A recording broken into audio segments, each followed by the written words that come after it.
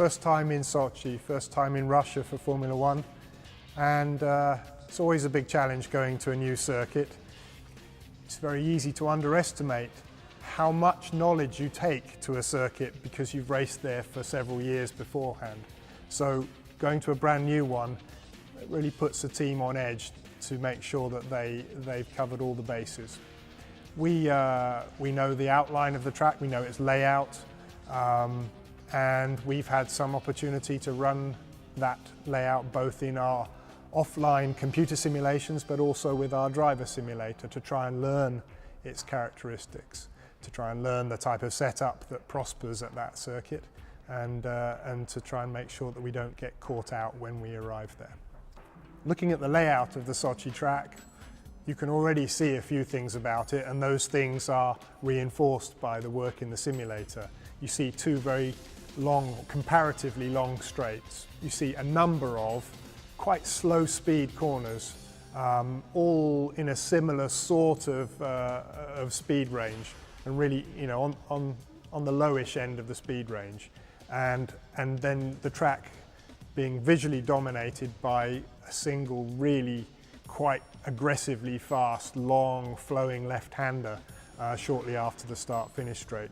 So you can see just by a casual look that this is going to be a track where there's going to be a competition between what you want on the straights and what you want for that series of slow speed corners. The slow speed corners are going to be crying out for downforce, the straights the opposite. And setting up for this track will be trying to find the right compromise of being competitive in the race with the straights, but probably the qualifying driving you towards a higher downforce setting to get around those corners quickly. Whenever we go to a new track, it's new for everybody, engineers, drivers, everybody.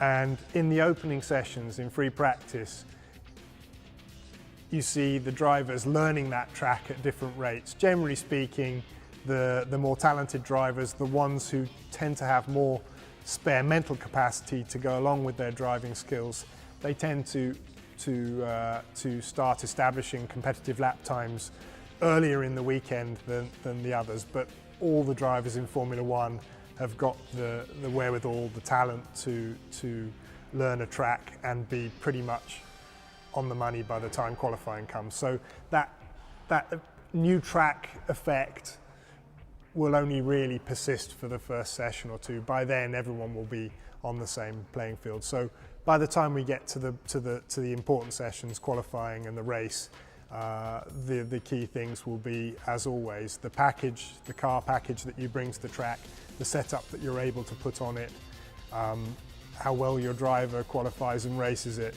and then how well the team operates as a team from a strategy point of view on race day.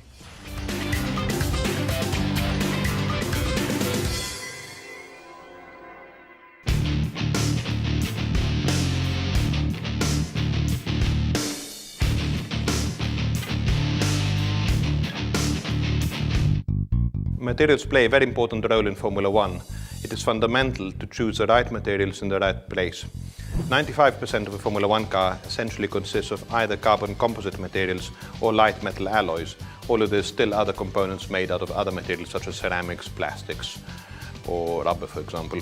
The FIA has recently limited, for cost reasons, the materials that can be used. There's a list of what is permitted and what isn't permitted. Nonetheless, there's still a lot of research that has to be done in that area, and the selection of which exact materials to choose is extremely vital. The most structural component of the car, the chassis, is made out of carbon fiber. Carbon fiber consists of a fairly complicated process. We first make a model out of resin blocks which has the same shape as the final chassis, on which we make a mold out of carbon fiber which is split in two halves. In that mold we lay up the carbon fiber plies. These are uncured soft cloths which have carbon fibers together with resin which is uncured and unpolymerized. Once we've completed this process and put dozens and dozens of different plies, each of a small thickness, onto the chassis, we then cure it in an autoclave